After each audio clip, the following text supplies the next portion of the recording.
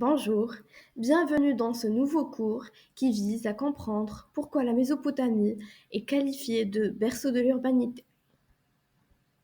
Ce cours propose d'analyser les conditions géographiques, économiques, sociales et religieuses qui ont favorisé la naissance des premières cités-États entre le Tigre et l'Euphrate. À travers l'étude de l'organisation urbaine, du pouvoir royal et du rôle du temple, le cours mettra en évidence les fondements politiques, administratifs et culturels qui ont marqué le développement des civilisations mésopotamiennes. Ce cours s'adresse aux étudiants en histoire, archéologie, urbanisme ou architecture, ainsi qu'à toute personne souhaitant comprendre l'origine des structures urbaines et politiques dans les premières civilisations du Proche-Orient ancien.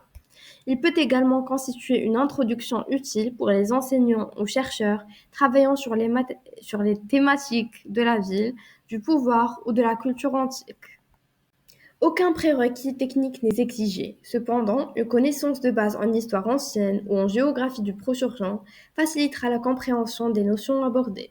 Le cours ne demande pas de compétences archéologiques particulières, mais une bonne capacité d'analyse historique et de synthèse est recommandée.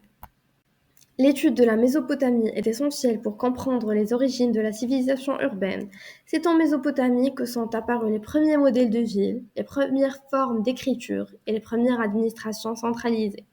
Ce cours permet ainsi de saisir comment les sociétés humaines sont passées d'une organisation communautaire à des structures politiques complexes et comment ces innovations ont influencé durablement les civilisations postérieures.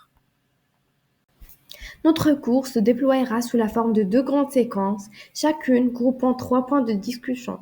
La première séquence concernera le contexte géographique et historique, puis l'organisation sociale et politique pour enfin s'intéresser à l'écriture cunéiforme et l'administration mésopotamienne. La deuxième séquence aborde des points liés à l'innovation urbaine, l'architecture mésopotamienne, ainsi que les monuments mésopotamiens.